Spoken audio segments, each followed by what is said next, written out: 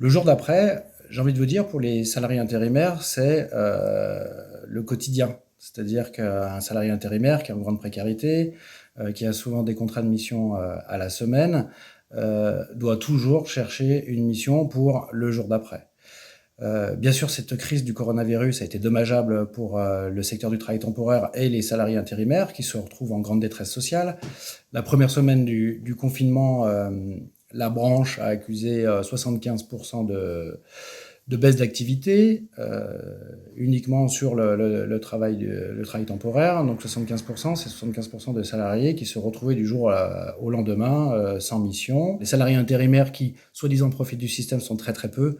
Un salarié intérimaire, ce qu'il veut, c'est travailler, travailler et travailler. Le jour d'après, comme je vous l'ai dit, on va voir, l'activité va redémarrer doucement. On ne sait pas trop comment, dans quel secteur. L'automobile est bien plombée là jusqu'au mois d'octobre.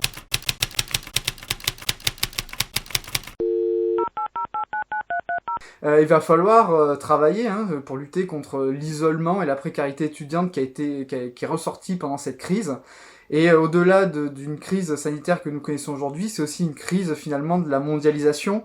On le voit, des problèmes d'approvisionnement en masques, en produits, des problèmes de consommation, des produits de première nécessité qui ne sont plus là. Donc c'est aussi un problème de mondialisation. Il va falloir apprendre dans ce jour d'après à reconsommer français, peut-être refabriquer français. Et là-dessus, il y a un véritable travail.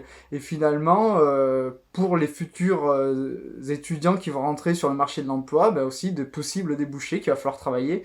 Et donc c'est ça l'enjeu de ce jour d'après, c'est de travailler sur comment redresser notre pays et faire en sorte que ce genre de problème arrive moins ou plus du tout.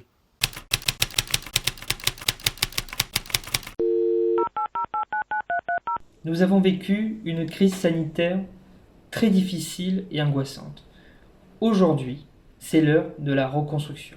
La Fédération nationale des associations d'aides-soignants est prête. Tous les aides-soignants sont prêts pour reconstruire ce système de santé en partant de la base. Car cela fait déjà trop longtemps que nous côtoyons les problèmes sur le terrain. Nous nous sentons depuis trop longtemps éloignés des prises de décision. Le jour d'après sera un jour de la reconnaissance. D'une reconnaissance au sens large, mais de la reconnaissance de la parole des aides-soignants. La prise en compte du réel. La prise en compte de la parole de tous les professionnels. Car nous tous, nous sommes importants dans ce système de santé.